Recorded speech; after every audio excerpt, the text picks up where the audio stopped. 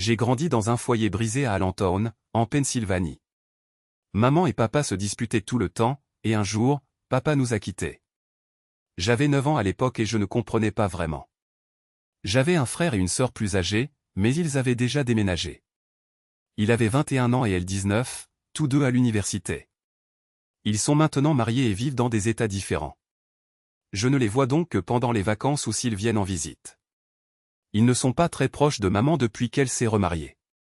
Autant que je puisse le comprendre, j'étais ce que l'on pourrait appeler un enfant inattendu.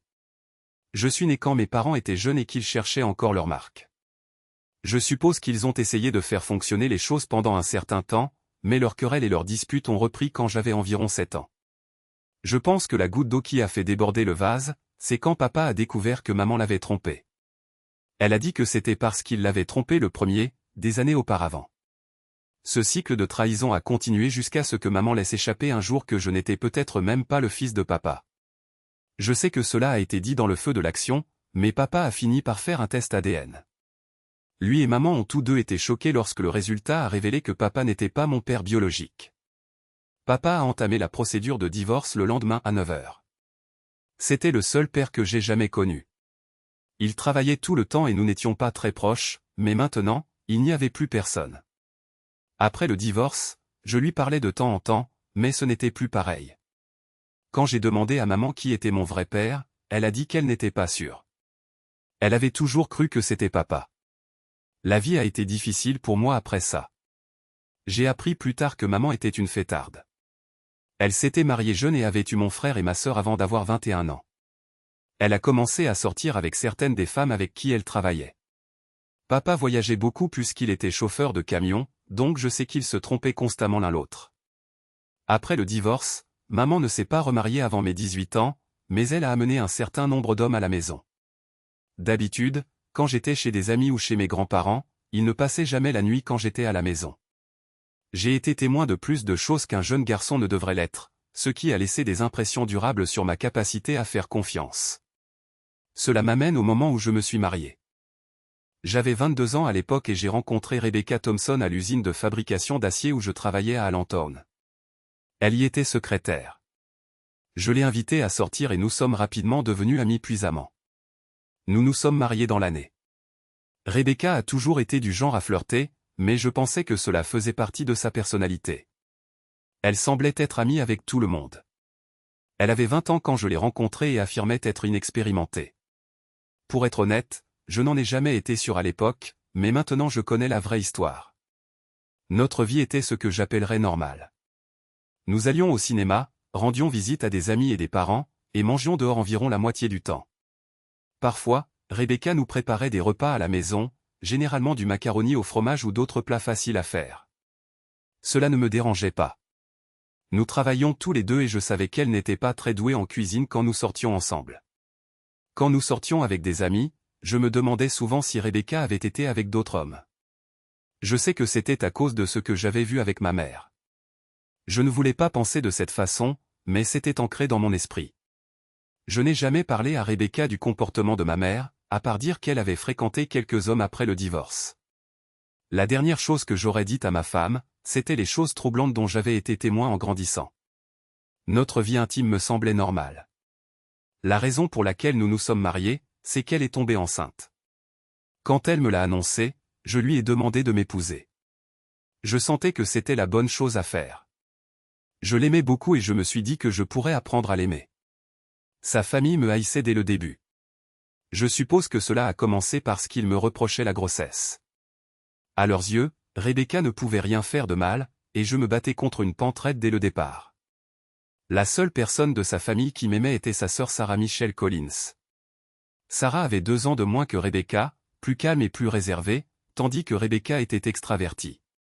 Je crois que j'ai toujours eu un faible pour Sarah parce qu'elle était la seule de la famille qui me parlait.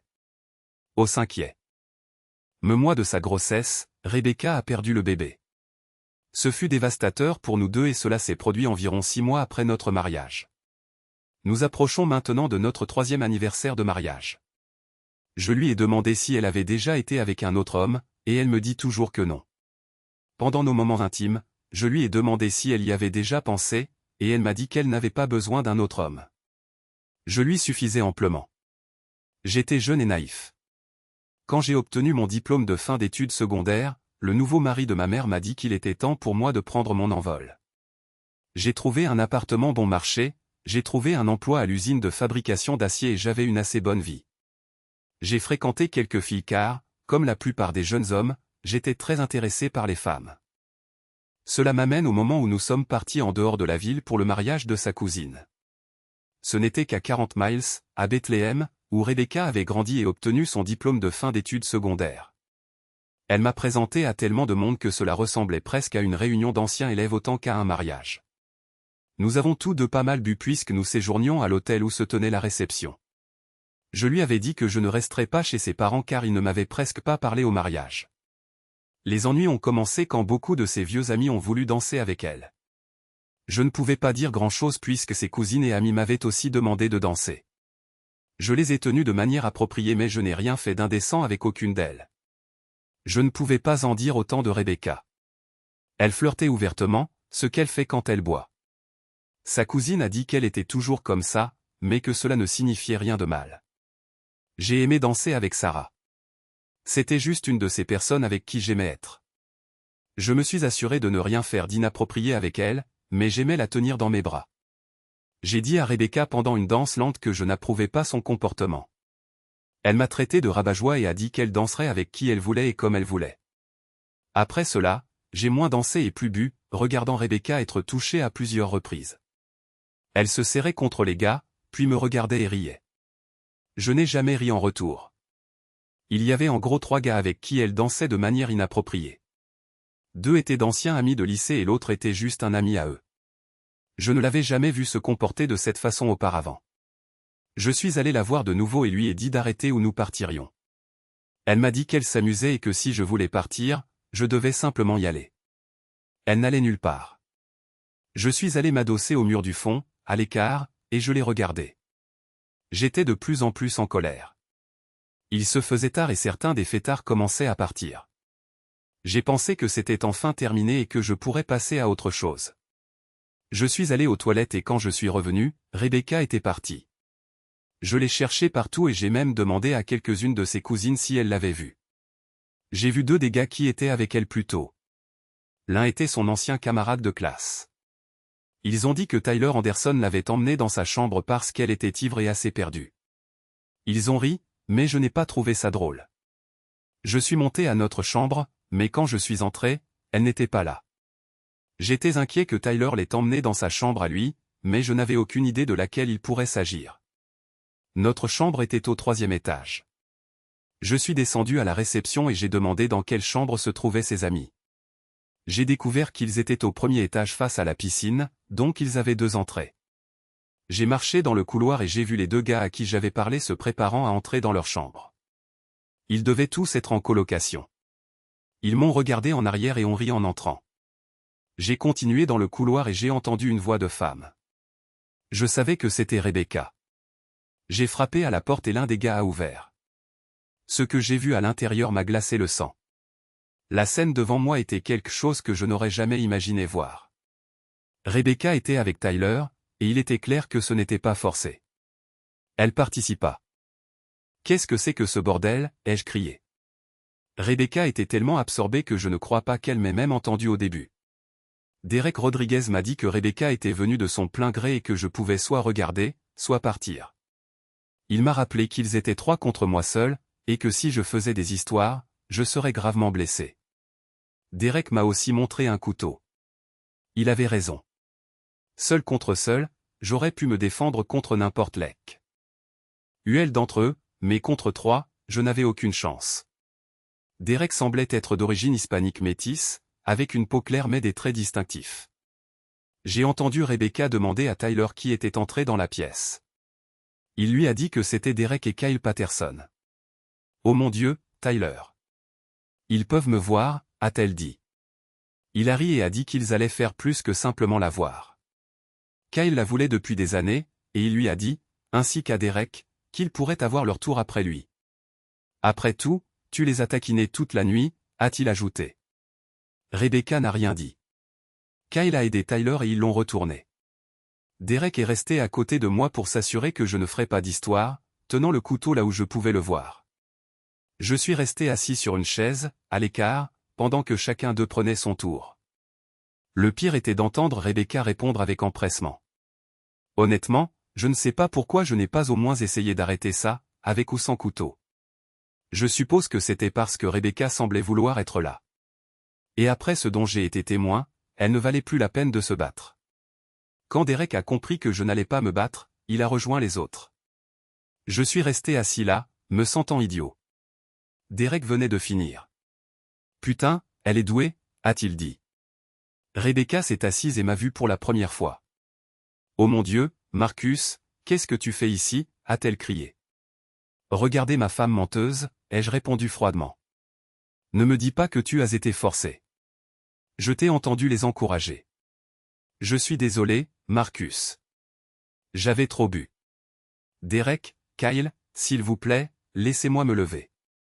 C'était une grosse erreur. Je dois aller parler à mon mari.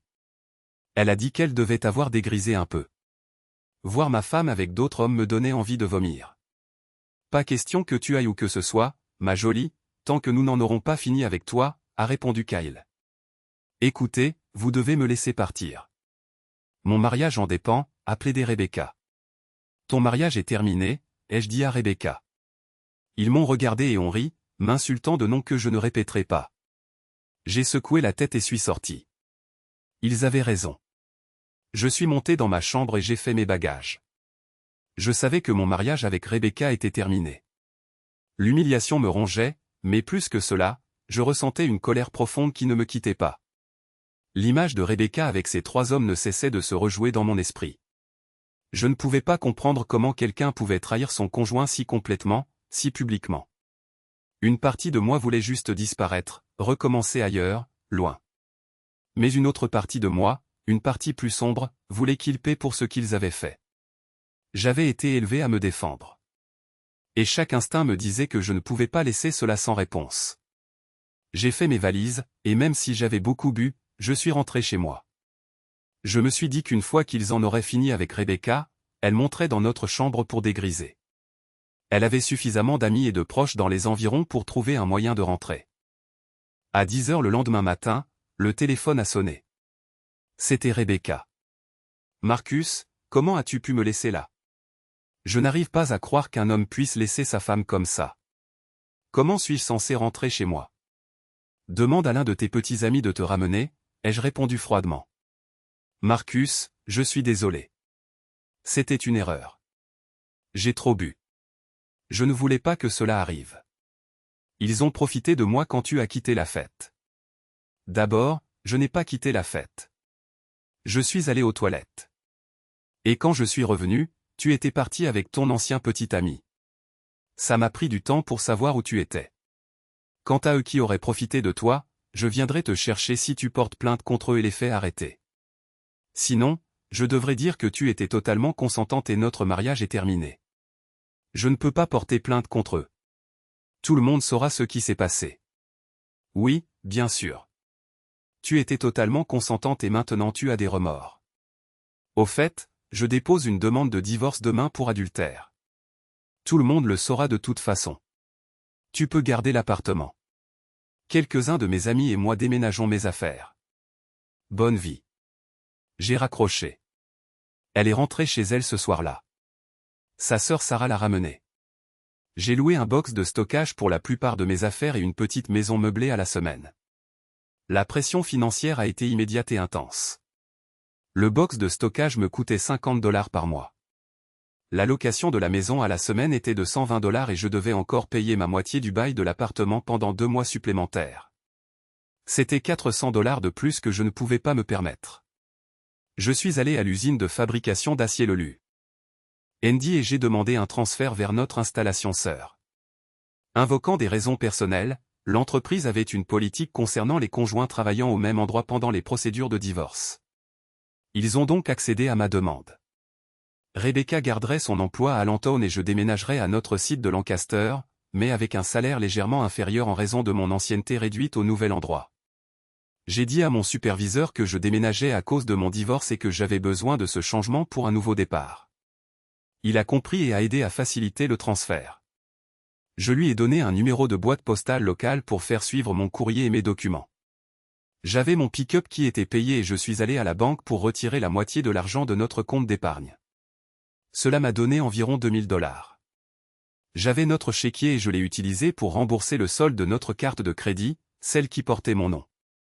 J'ai laissé le chéquier à la banque et leur ai demandé de le donner à Rebecca quand elle viendrait. Au cours des jours suivants, j'ai essayé de formuler une sorte de plan.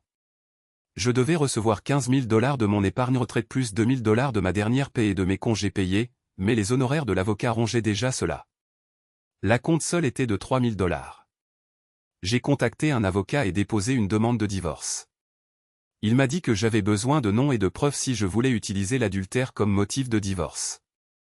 Mon autre option était une dissolution, mais je voulais que tout le monde sache l'infidélité de Rebecca.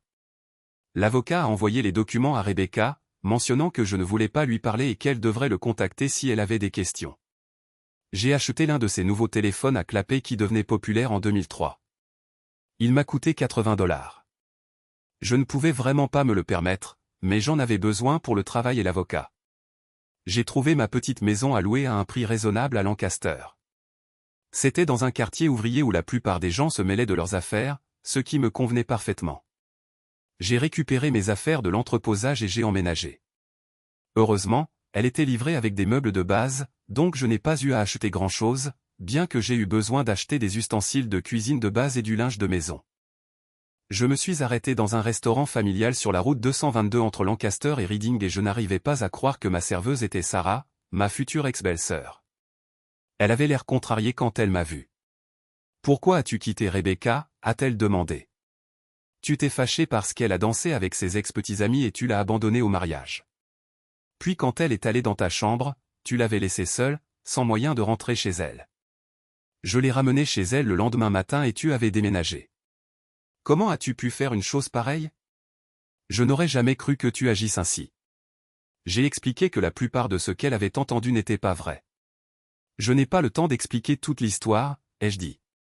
Si tu veux connaître la vérité, appelle-moi et nous pourrons nous rencontrer. Je te dirai tout. J'ai dit à Sarah que sa sœur était une menteuse infidèle.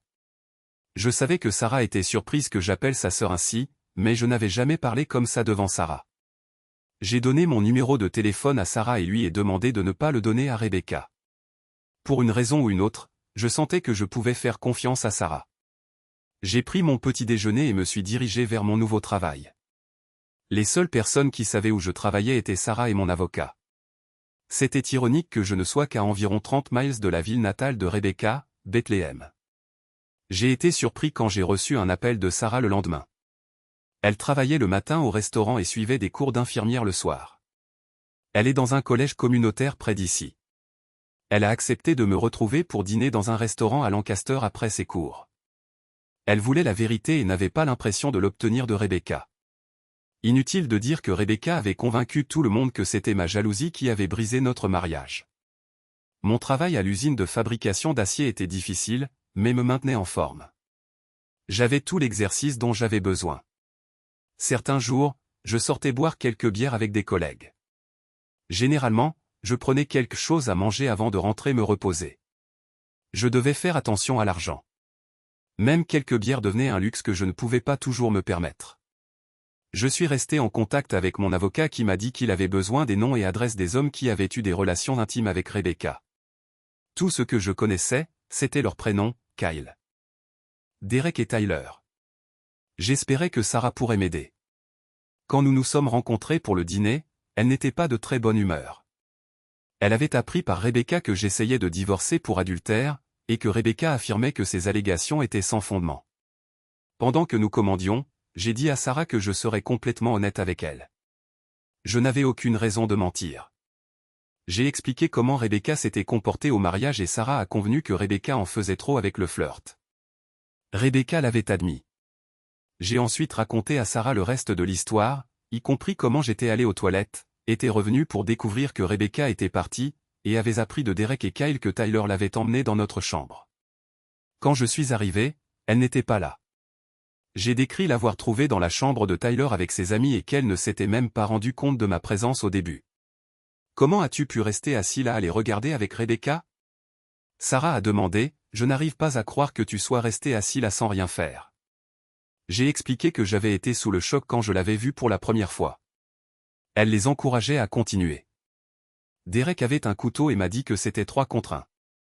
J'aurais probablement combattu de toute façon si Rebecca avait été agressée, mais ce qui s'est passé avec ces 3-là était consensuel. Quand Rebecca s'est retournée et m'a vu, elle leur a demandé d'arrêter et m'a dit qu'elle avait fait une erreur. Je l'ai traitée pour ce qu'elle était et lui ai dit que j'allais divorcer. Je suis retourné dans notre chambre, j'ai rassemblé mes affaires et je suis parti. J'étais déjà parti quand Sarah l'a déposé chez elle le lendemain. Je le jure devant Dieu, c'est l'entière vérité. Je ne te mentirai jamais. Je tiens trop à toi. J'ai même dit à Rebecca que si elle portait plainte contre eux pour agression, je viendrais la chercher à l'hôtel. Elle m'a dit qu'elle ne pouvait pas faire ça. Sarah m'a regardé fixement pendant ce qui a semblé une éternité. Je crois qu'elle pouvait voir la vérité dans mes yeux. C'est à ce moment-là que je lui ai demandé un service. Sarah, j'ai besoin des noms de famille et des adresses de Tyler, Derek et Kyle. Pourrais-tu me les obtenir? Elle m'a regardé, puis a détourné le regard pendant quelques secondes. Qu'est-ce que tu veux d'eux? A-t-elle demandé. J'en ai besoin pour ma déclaration de divorce. Je divorce pour adultère. Mon avocat m'a dit que j'avais besoin de ces informations. Peux-tu me les procurer? Sais-tu ce que tu demandes? Rebecca est ma sœur, et tu veux que je la trahisse et que je prenne ton parti? Non, ce n'est pas vrai. Tout ce que je demande, ce sont les noms complets et les adresses des hommes qui ont eu des relations intimes avec ma femme. Tu ne peux pas la trahir si elle n'a rien fait de mal. N'est-ce pas? Je te connais assez pour savoir que je dis la vérité, Sarah. Je peux toujours trouver l'information si tu ne veux pas m'aider, mais ce serait plus rapide puisque je sais que tu connais déjà leur nom. Je suppose que plus que tout, je veux que nous restions amis. D'accord, je te donnerai ce que tu veux.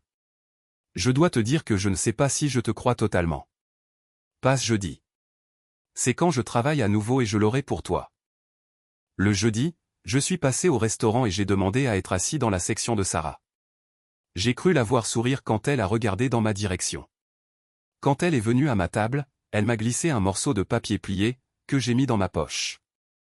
Je l'ai remerciée et j'ai commandé le petit déjeuner. J'ai vu mon avocat après le travail et je lui ai donné une copie des informations que j'avais récupérées.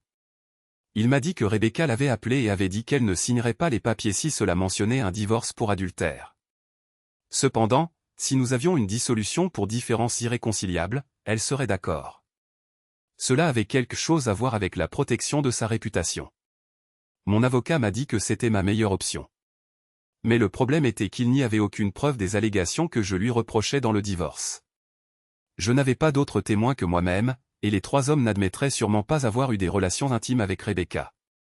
Pas de vidéo, pas de photos, rien pour prouver que c'était arrivé. C'était juste ma parole contre la sienne. J'ai suivi les conseils de l'avocat et j'ai demandé la dissolution. Il a dit que ce serait finalisé dans environ 4 mois. Cela signifiait plus de frais juridiques, bien sûr. J'ai ensuite reçu d'autres mauvaises nouvelles. Étant donné que j'étais sur le bail, qui devrait être renouvelé dans 2 mois, je devrais payer la moitié du loyer pour les 2 prochains mois. Après cela, je pourrais être retiré du contrat de location. Au moins, je serais débarrassé d'une épouse menteuse. Mais le problème était mon besoin d'une forme de justice. Et la pression financière commençait à m'affecter. Je faisais des heures supplémentaires chaque fois que possible juste pour joindre les 2 bouts. J'étais humilié et je suis resté là à subir. Avec le recul, j'aurais dû simplement partir au lieu de regarder Rebecca. Je me souviens aussi de Tyler lui demandant si c'était aussi bien qu'avant. J'ai été dévasté quand elle a dit oui. Il est devenu clair qu'ils avaient été ensemble avant notre mariage. Maintenant, Rebecca s'en sort en étant celle que les gens croient, tandis que je suis juste considéré comme un mari jaloux. Mon avocat et Sarah sont les 2 seules personnes à qui j'ai dit toute la vérité. Je pensais que tout serait révélé lors du divorce, mais maintenant ce n'était qu'une dissolution. J'ai dit à mes amis et collègues que ma femme m'avait trompé, mais je n'ai donné aucun détail. C'était déjà assez grave d'être trahi, sans parler du fait que je sois resté et que j'en ai été témoin. La nouvelle se répand vite dans les petites communautés industrielles, et je pouvais sentir les regards et les chuchotements quand j'entrais dans la salle de pause au travail. Dans les mois qui ont suivi, j'ai travaillé et rendu visite à Sarah au restaurant chaque fois que je le pouvais.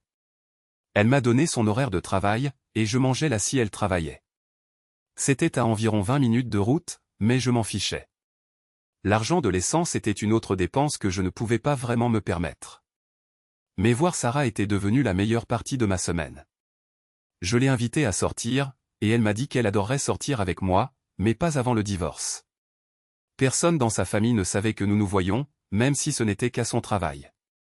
Au cours de ces semaines, j'ai remarqué que Sarah semblait sincèrement intéressée par mon bien-être. Elle me posait des questions sur mon travail, ma nouvelle situation de logement et la façon dont je gérais tout. Ce n'était pas juste une conversation polie. Elle semblait vraiment s'en soucier. Je me surprenais à attendre ces brèves rencontres plus que toute autre chose dans ma semaine.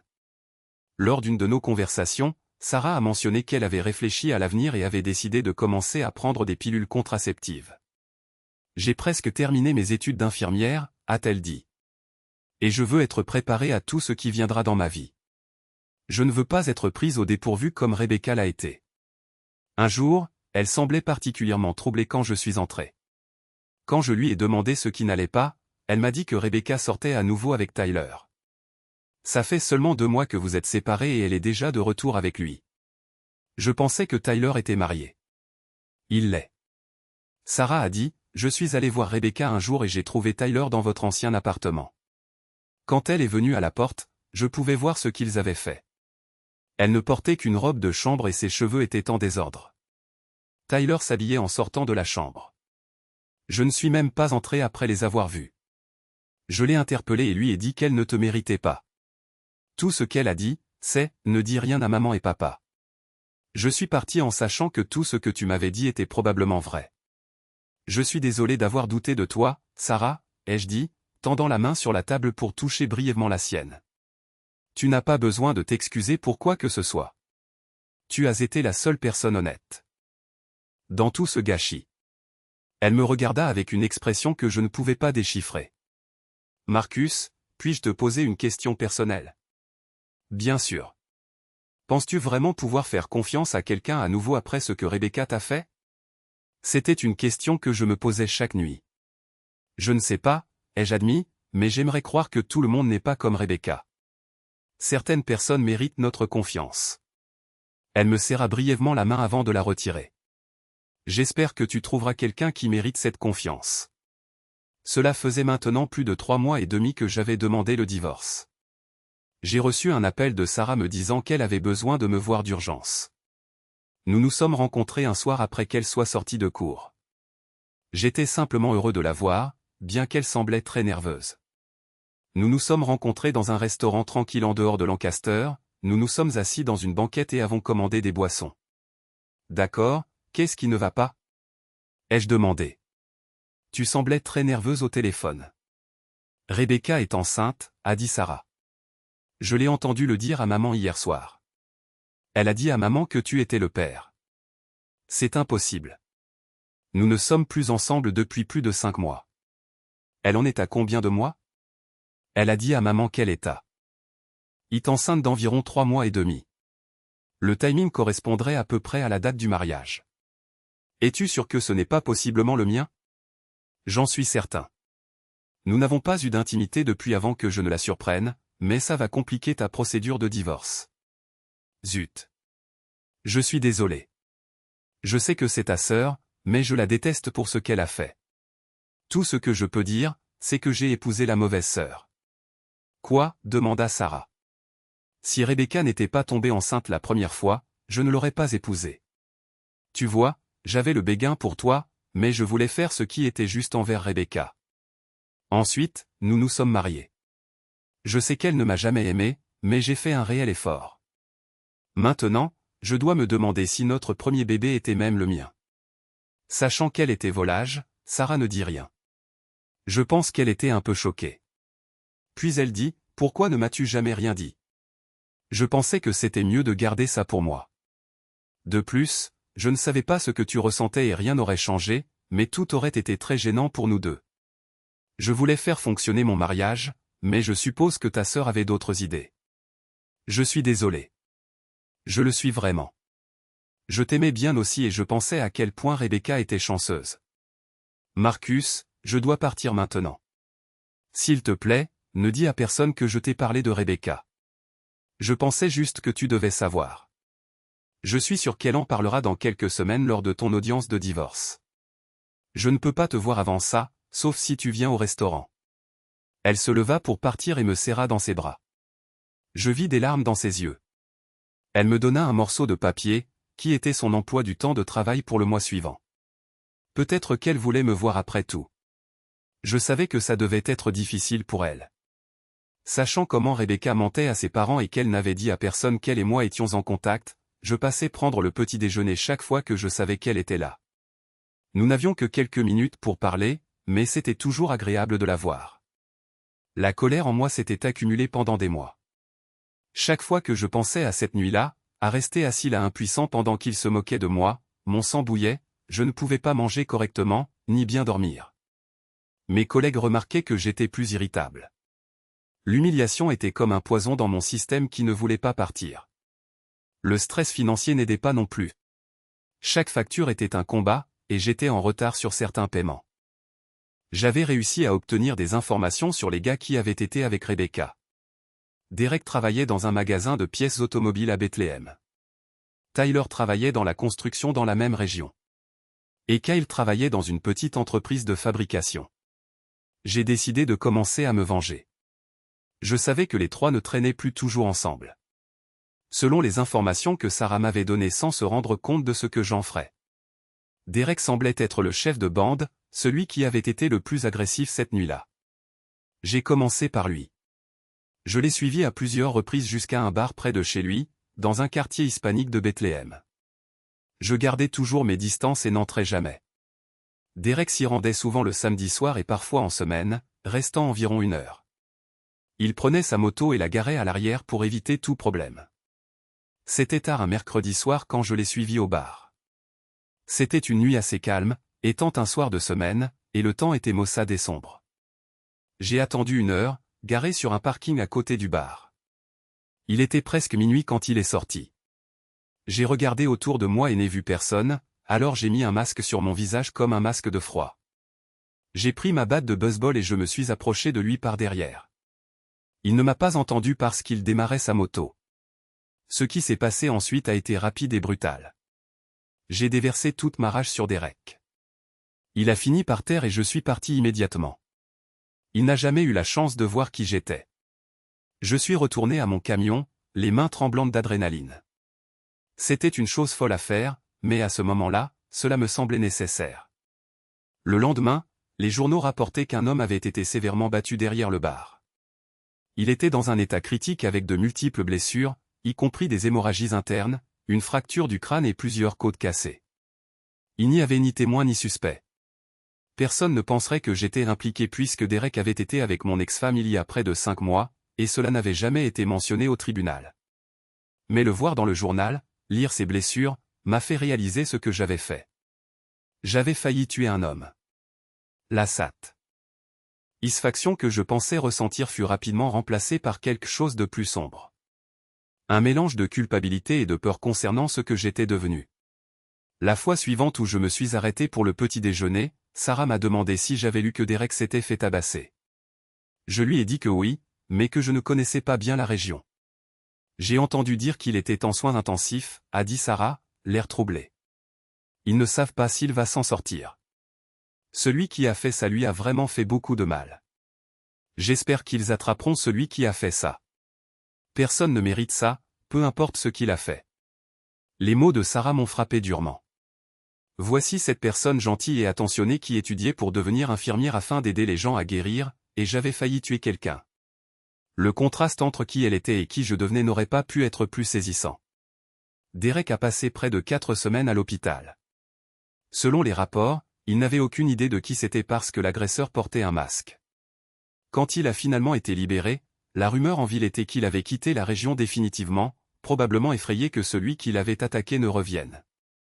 Certaines personnes ont spéculé que c'était lié à des activités de gang ou à des dettes de drogue. Il était maintenant temps de s'en prendre à Tyler. Puisqu'il était marié, je me suis dit que la justice serait peut-être un peu plus facile à obtenir. Tyler travaillait dans la construction à Bethléem, ce qui expliquait pourquoi il pouvait facilement voir Rebecca le week-end. Je savais que le samedi, il allait habituellement voir Rebecca, grâce aux informations que j'avais obtenues de Sarah. J'ai supposé qu'il disait à sa femme qu'il faisait des heures supplémentaires ou qu'il était sorti avec des amis, donc il avait toute la journée pour être avec Rebecca. Vers midi, un samedi, je me suis rendu chez lui dans un lotissement en dehors de Bethléem. Je savais que sa femme s'appelait Jennifer et qu'elle était de la même promotion que Tyler et Rebecca. J'ai frappé à la porte et une dame d'apparence aimable a répondu. Je pouvais voir 2 jeunes enfants jouer dans le salon. Ils semblaient avoir environ 6 et 8 ans. « Puis-je vous aider ?» demanda Jennifer. « Mon nom est Marcus Sullivan. » Je ne suis pas tout à fait sûr de savoir comment dire ça, mais votre mari a une liaison avec mon ex-femme. Quoi? Qui êtes-vous encore? Qui est votre femme? Pourquoi me dites-vous cela? Je suis Marcus Sullivan. Ma femme est Rebecca Thompson Sullivan. Elle était dans votre lycée. Je sais qui elle est. Comment savez-vous que Tyler est avec elle? Elle est sortie sur le porche et a fermé la porte pour que ses enfants n'entendent pas. Nous étions à un mariage il y a quelques mois et je les ai surpris ensemble. Je ne savais pas si c'était une seule fois à l'époque, mais après avoir appris qu'elle avait été avec lui auparavant, j'ai demandé le divorce. Maintenant, je découvre qu'elle avait été avec lui avant même que nous soyons mariés et n'a jamais arrêté. Maintenant, elle est enceinte et je crois que Tyler est le père. Je sais avec certitude que je ne le suis pas. Pourquoi devrais-je vous croire? Je ne vous connais même pas et vous venez chez moi alors que mon mari est censé être au travail pour l'accuser de me tromper avec son ex-petite amie. On dirait que vous voulez juste vous venger. Je veux obtenir des réponses, mais c'est la vérité. Votre mari n'est pas au travail aujourd'hui. Il est avec Rebecca dans son appartement à Allentown. Il y va la plupart des samedis. Je peux vous le prouver. Comment allez-vous faire ça? Je vais appeler Rebecca et demander à parler à Tyler. Ensuite, je vous passerai le téléphone. Savez-vous s'il y a une raison pour qu'il soit là? Absolument pas, attendez ici pendant que je vais chercher le téléphone. Elle est entrée et a rapporté son téléphone sans fil. J'ai composé mon ancien numéro et Rebecca a répondu. Rebecca, c'est Marcus. Qu'est-ce que tu veux, bon sang? Rebecca a dit, je sais que ton amant Tyler est là et j'ai besoin de lui parler. Passe-le-moi. Il n'est pas là, espèce de... Elle a utilisé un mot que je ne répéterai pas. Je l'entendais parler en arrière-plan. Passe-lui le téléphone. Elle a passé le téléphone à Tyler et j'ai rendu son téléphone à Jennifer. Qu'est-ce que tu veux, bon sang, dit Tyler, puis il commença à rire. Jennifer a crié, espèce d'ordure menteuse. Alors, tu recouches avec elle? Eh bien, j'ai une nouvelle pour toi. Tu peux rester là. C'est fini entre nous. Tyler a marmonné un tas de bêtises qui n'avaient pas beaucoup de sens. Il essayait de trouver des excuses, mais Jennifer lui a dit d'aller au diable, qu'il était un sale type menteur et infidèle, et qu'elle allait demander le divorce. Après avoir raccroché, elle m'a dit qu'elle n'avait aucune intention de faire quoi que ce soit d'inapproprié avec moi.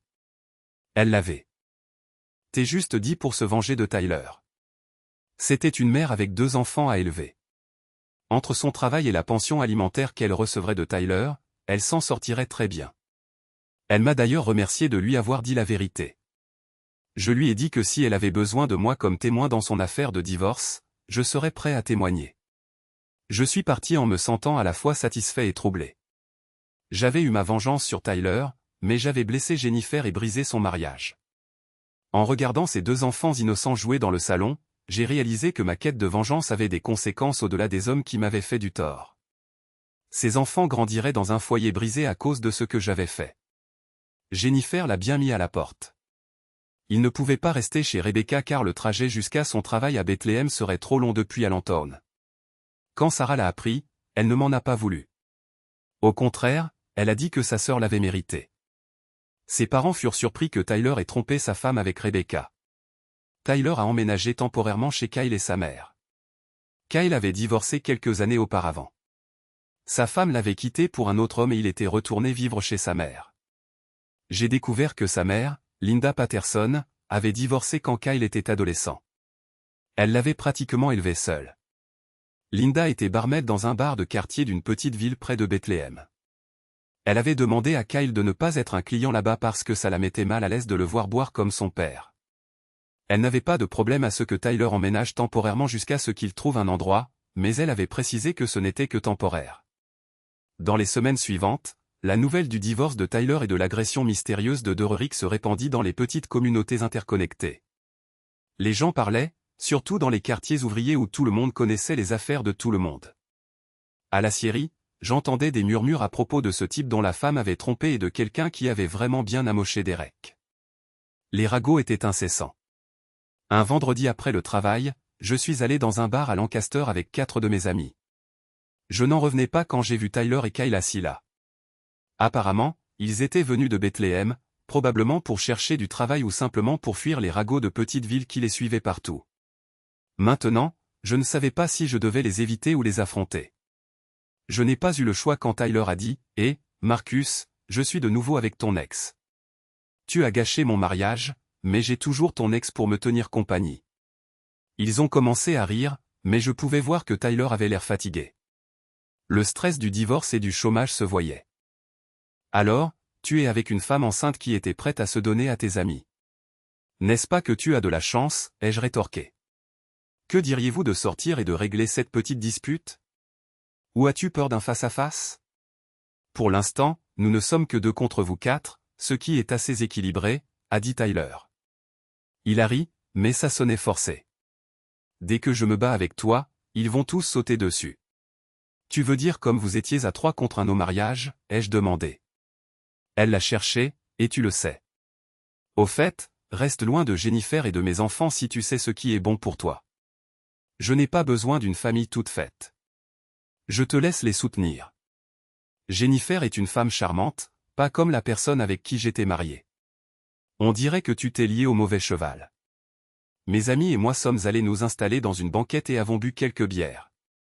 Je pouvais voir Tyler et parler et avoir l'air de vouloir me sauter dessus, mais j'étais avec 3 autres gars. J'aurais volontiers affronté l'un ou l'autre tant que c'était en 1 contre 1.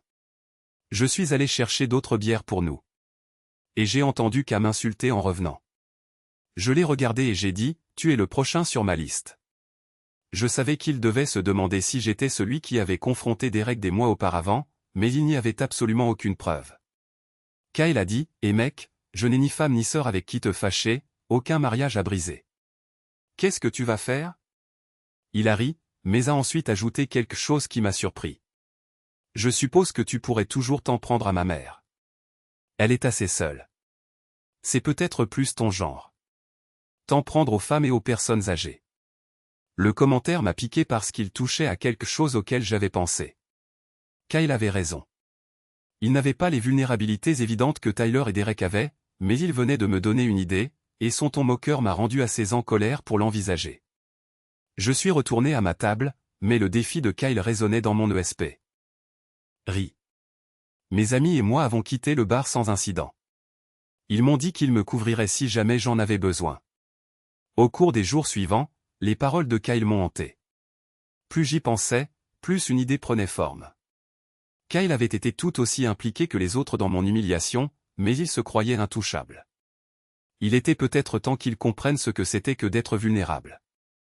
Le samedi soir suivant, je suis allé en voiture dans la petite ville où travaillait la mère de Kyle.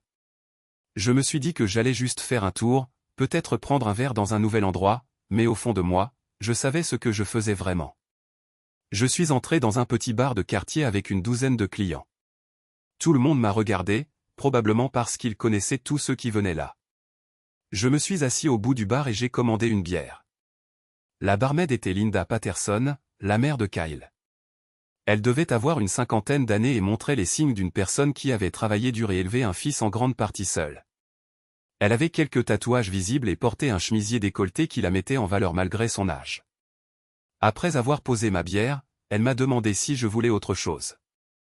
Il était plus de minuit, mais je lui ai demandé s'il était possible d'avoir quelque chose à manger.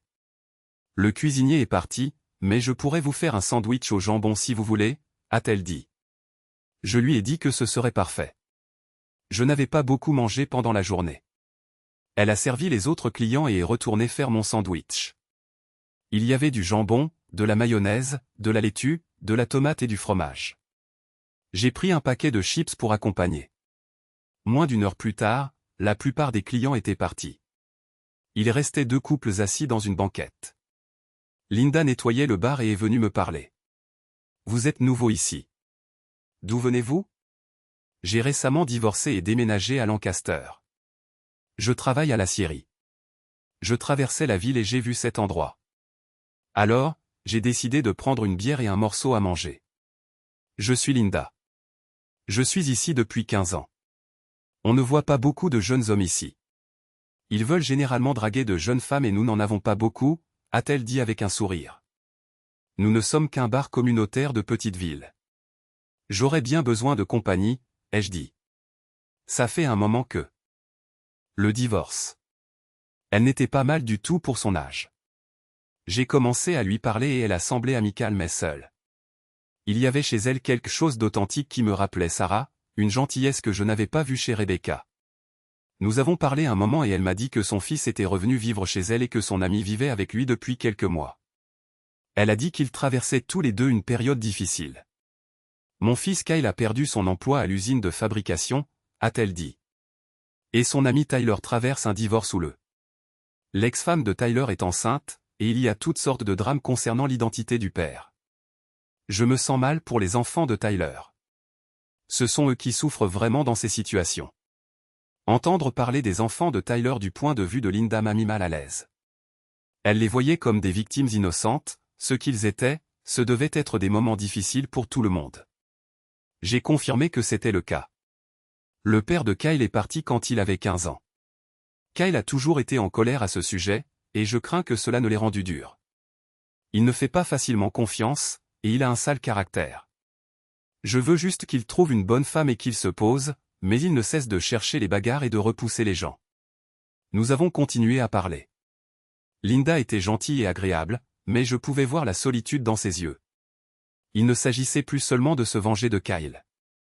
Linda était une personne réelle, avec de vrais sentiments, de vraies difficultés, et un amour sincère pour son fils difficile. Au fur et à mesure que la soirée avançait, je me suis retrouvé à apprécier sincèrement la compagnie de Linda. Elle était intelligente, drôle, et avait manifestement travaillé dur pour subvenir aux besoins de Kyle.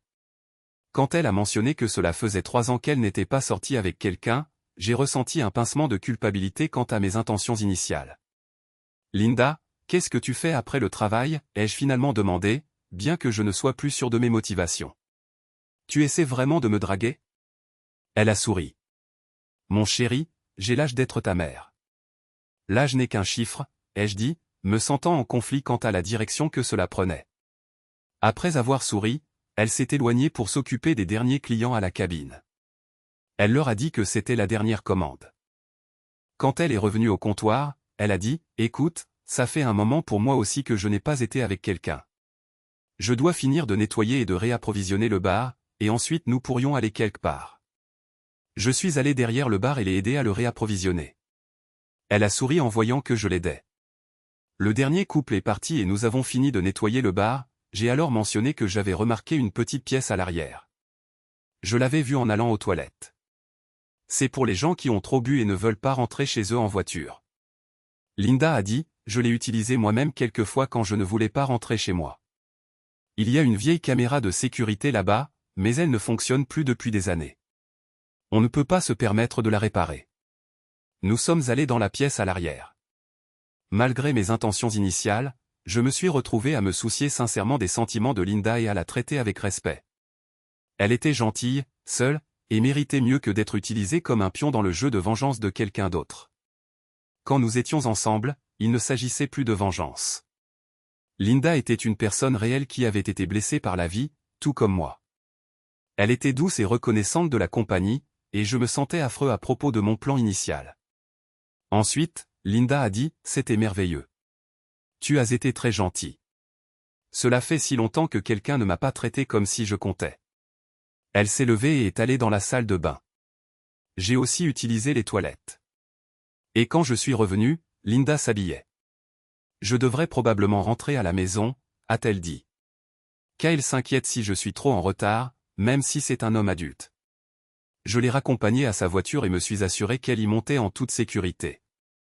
Tandis que je la regardais s'éloigner en voiture, j'ai réalisé que j'avais franchi une autre ligne, mais celle-ci était différente. Je n'avais pas blessé Linda. Au contraire, nous avions tous les deux trouvé un peu de réconfort, mais je savais que Kyle le verrait différemment s'il l'apprenait un jour. En marchant vers mon camion, j'ai décidé que je ne dirais pas à Kyle ce qui s'était passé à moins qu'il ne me force à le faire. Linda ne méritait pas d'être blessée à cause des actions de son fils. C'était un samedi, 2 semaines plus tard, et Sarah travaillait au restaurant familial. Je suis allé m'asseoir dans sa section. Il n'y avait pas autant de monde que d'habitude, alors nous avons eu l'occasion de parler un peu. Mes sentiments pour elle s'étaient renforcés, et elle semblait aussi plus à l'aise avec moi. Nos conversations étaient devenues plus profondes au fil des semaines, et je me réjouissais de la voir plus que tout. Alors que je commandais mon petit déjeuner, je l'ai vu regarder un autre client avec une inquiétude évidente.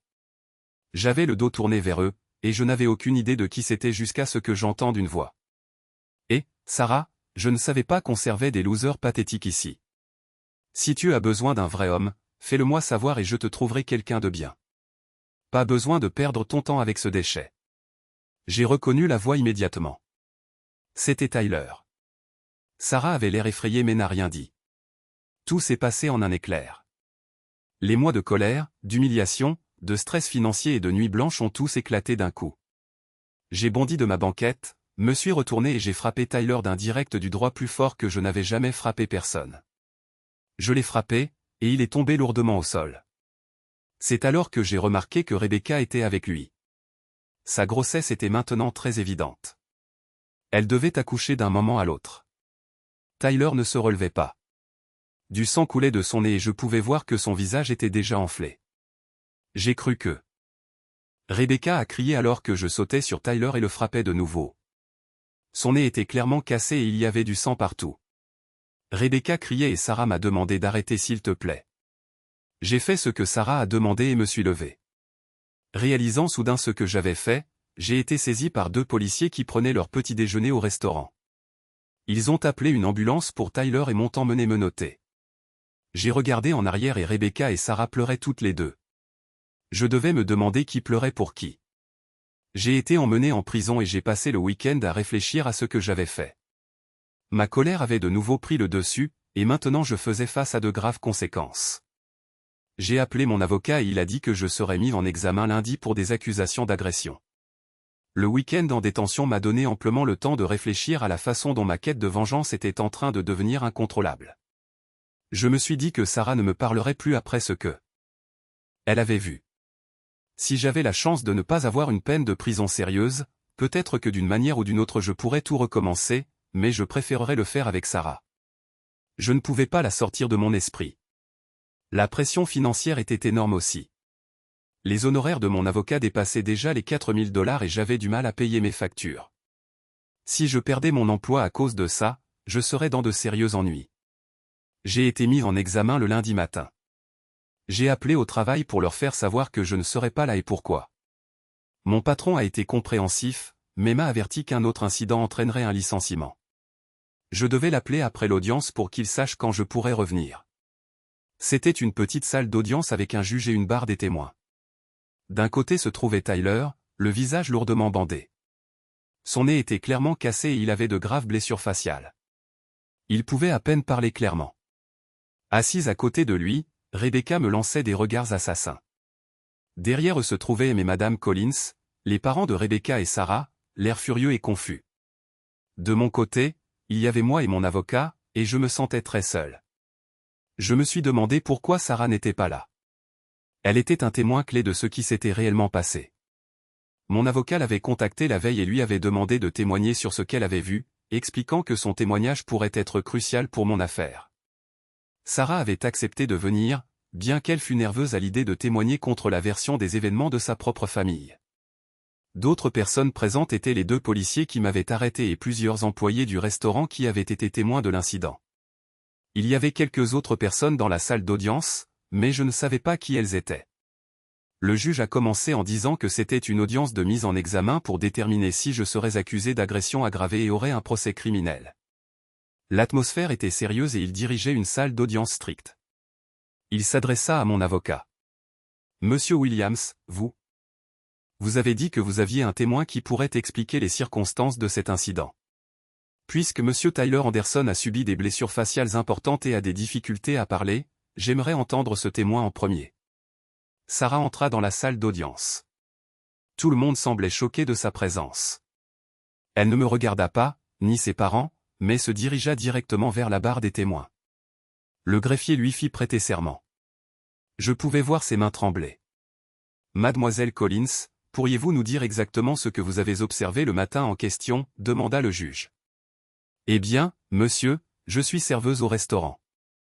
Marcus, c'est monsieur Sullivan, vient régulièrement et s'assied généralement dans ma section, comme il l'a fait ce matin-là. Pendant que nous parlions, j'ai vu Tyler Anderson et ma sœur Rebecca entrer et se diriger vers ma section. Donc, la femme à côté de monsieur Anderson est votre sœur, je présume, demanda le juge. Oui, et monsieur Anderson est son fiancé.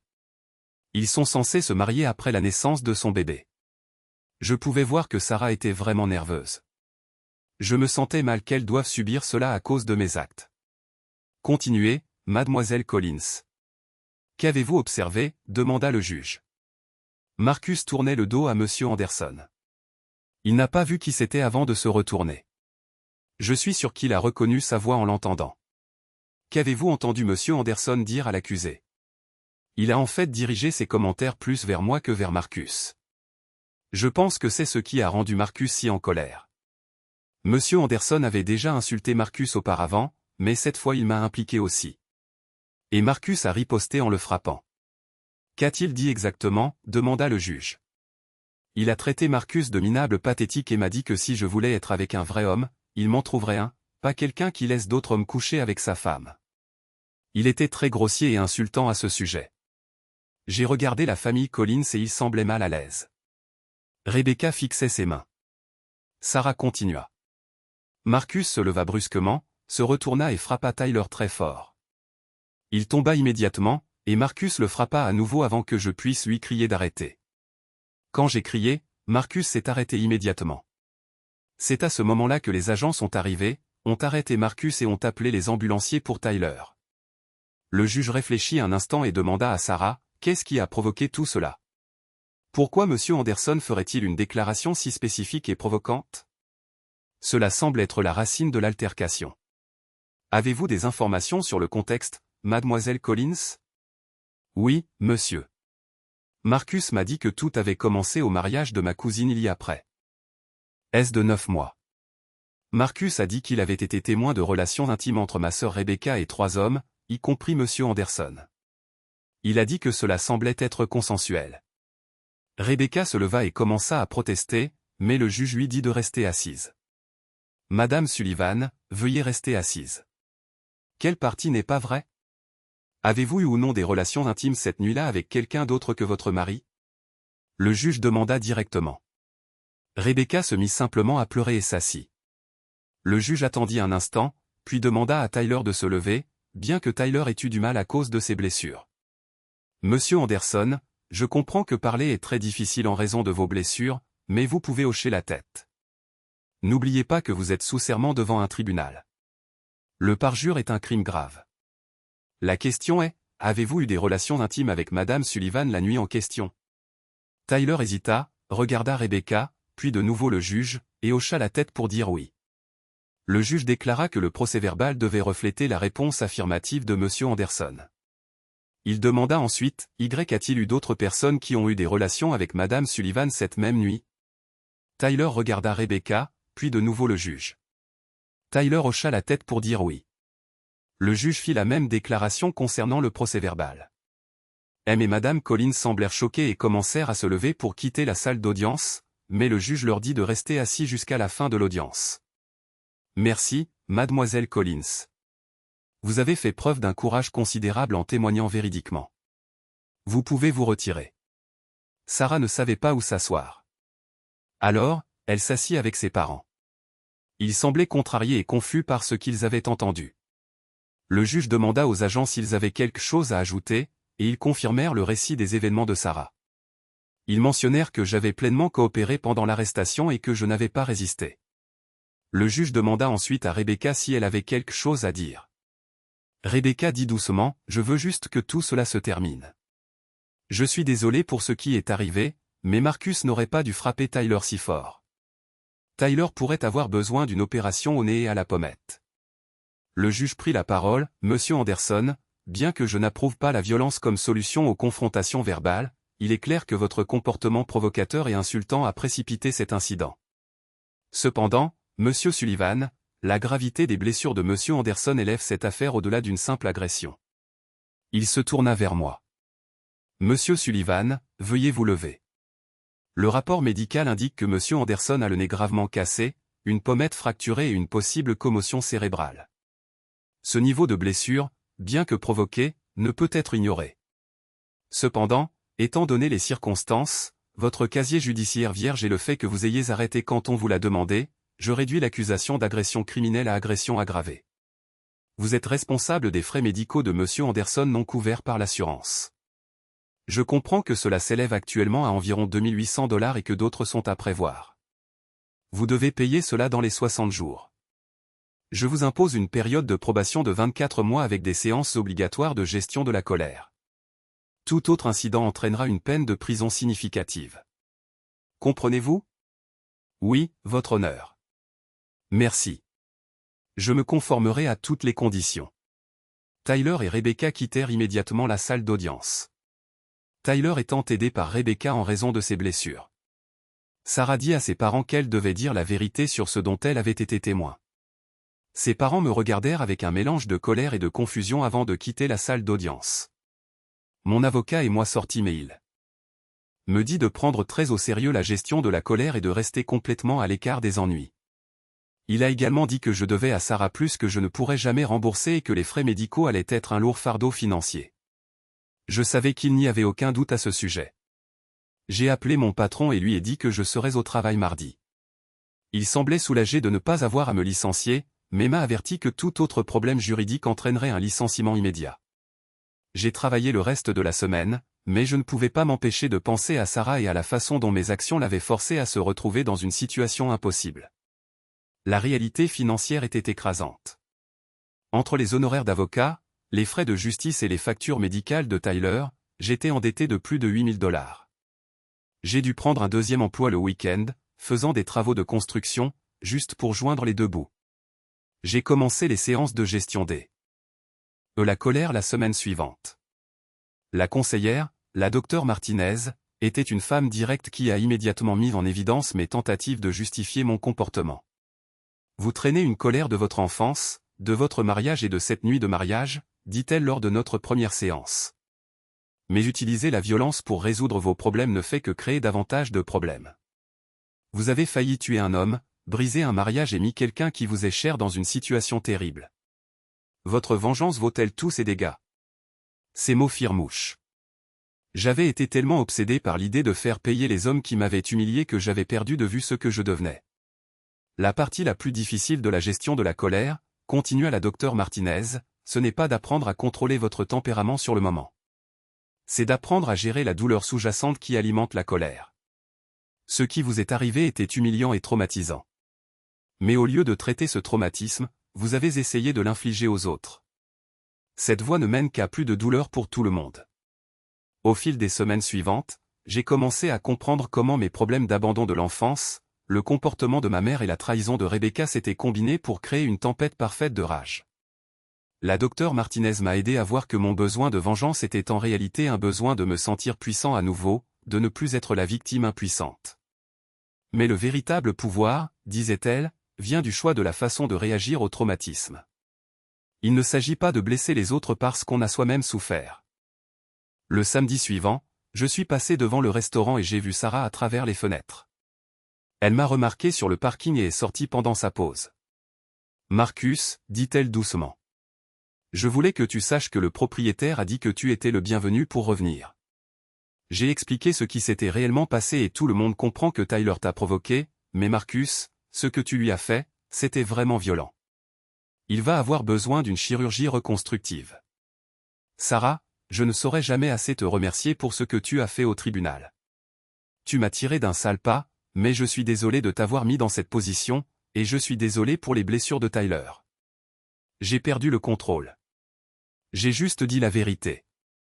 Mes parents, ils ont vraiment du mal en ce moment. Ils commencent à comprendre que Rebecca n'a pas été honnête avec eux, mais il leur est difficile d'accepter qu'ils aient défendu la mauvaise personne tout ce temps. J'ai des nouvelles, continua-t-elle. Rebecca a eu son bébé il y a 4 jours. C'est un garçon. Comment va-t-elle? J'ai demandé. Elle va bien, mais Marcus. Sarah fit une pause. Les traits du bébé montrent clairement qu'il est d'origine mixte. Même mes parents peuvent le voir maintenant. Il n'y a plus aucun doute sur la paternité. Qu'est-ce que Tyler a dit? Il ne pouvait pas dire grand-chose avec ses blessures, mais il a réussi à faire comprendre que les fiançailles étaient rompues.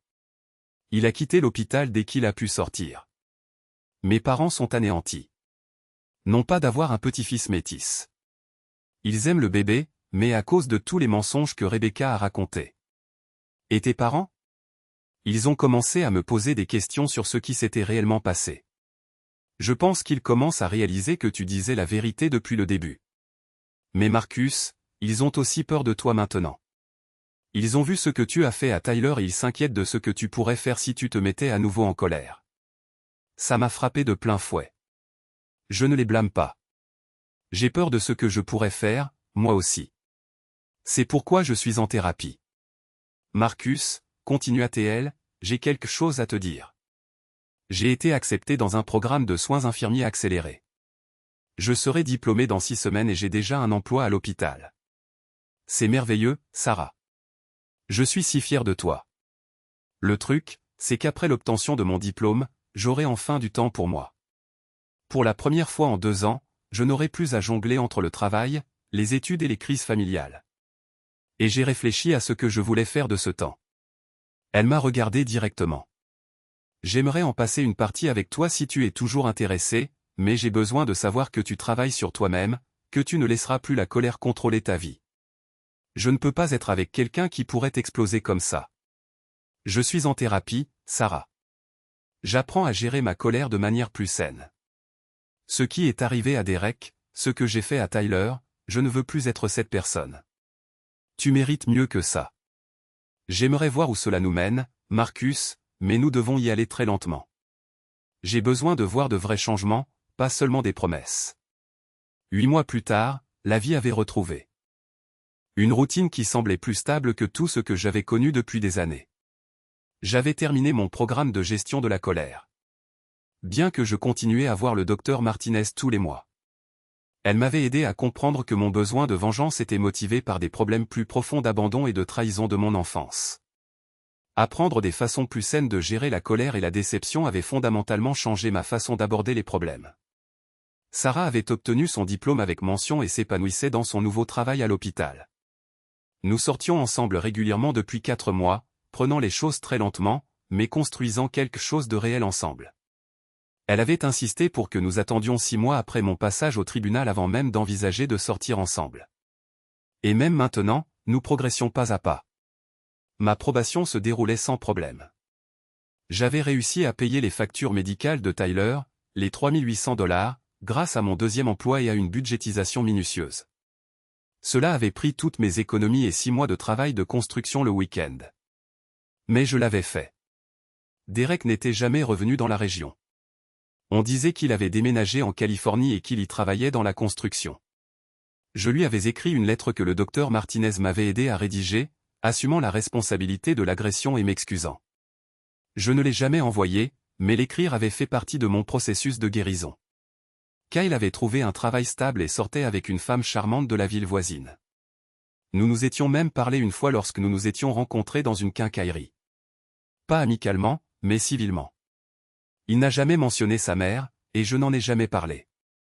Tyler était toujours aux prises avec les séquelles de ses blessures.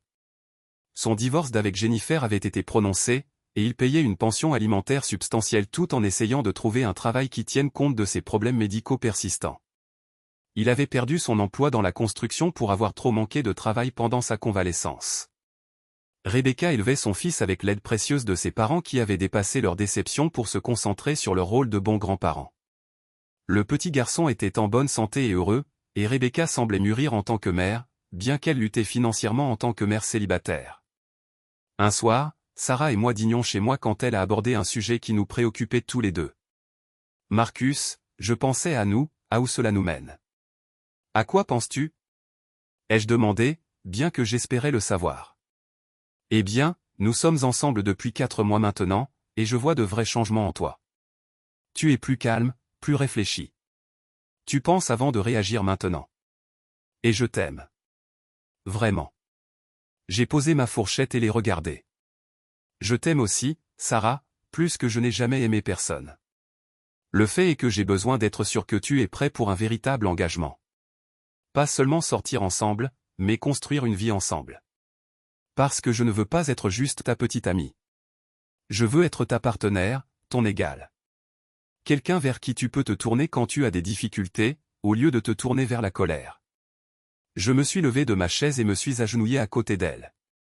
Sarah Elizabeth Collins, je t'aime depuis plus longtemps que je ne veux l'admettre. Tu m'as vu au pire de moi-même et tu crois toujours que je peux être meilleur. Oui, je veux construire une vie avec toi. Je veux être l'homme que tu mérites. Elle a commencé à pleurer de joie tandis que je la serrais dans mes bras. Je t'aime aussi, Marcus Sullivan. Mais allons-y étape par étape. Emménageons ensemble d'abord. Voyons comment nous nous entendons en vivant ensemble tous les jours. J'aimerais beaucoup cela. 1 an plus tard, nous nous sommes mariés un magnifique samedi après-midi dans une petite église en dehors de Lancaster. Sarah portait une simple robe blanche et elle était plus belle que je ne l'avais jamais vue. Ses parents l'ont accompagnée jusqu'à l'autel avec des sourires sincères, bien que je puisse voir la prudence dans leurs yeux. Même Rebecca était présente avec son fils, qui était maintenant un jeune enfant en bonne santé et heureux. Pendant la réception, Monsieur Collins a porté un toast. À Marcus et Sarah, a-t-il dit en levant son verre. Nous avons beaucoup appris sur le jugement, la vérité et le pardon au cours des 2 dernières années. Marcus, nous t'avons mal jugé au début, et nous en sommes désolés. Mais nous t'avons aussi vu au pire de toi-même, et nous devons être honnêtes. Nous sommes toujours inquiets. Tu nous as montré que tu pouvais changer, mais nous avons besoin de voir que ce changement dure. Sarah t'aime, et nous faisons confiance à son jugement. Mais si jamais tu fais du mal à notre fille, il n'a pas terminé la menace, mais il n'en avait pas besoin. J'ai compris, Monsieur Collins, ai-je dit en me levant. Je comprends vos préoccupations, et vous avez tout à fait le droit de les avoir. Je ne peux pas annuler ce que j'ai fait, mais je peux vous promettre ceci. Je passerai chaque jour de ma vie à prouver que je suis digne de l'amour de Sarah et de votre confiance. Et si jamais j'échoue, je comprendrai si vous ne me pardonnez jamais. Alors que Sarah et moi dansions notre première danse en tant que mari et femme, elle m'a murmuré à l'oreille, « Tu sais quelle est la meilleure vengeance ?» « Qu'est-ce que c'est ?» ai-je demandé. « Bien vivre et être heureux. Vraiment, vraiment heureux. » Mais Marcus, il ne s'agit plus de vengeance, n'est-ce pas? Elle avait raison. Il ne s'agissait plus de vengeance depuis des mois. Il s'agissait de construire quelque chose de mieux, quelque chose qui valait la peine d'être protégé. Toute la colère, tout le besoin de revanche, toute la douleur, cela s'était estompé, remplacé par quelque chose de beaucoup plus précieux.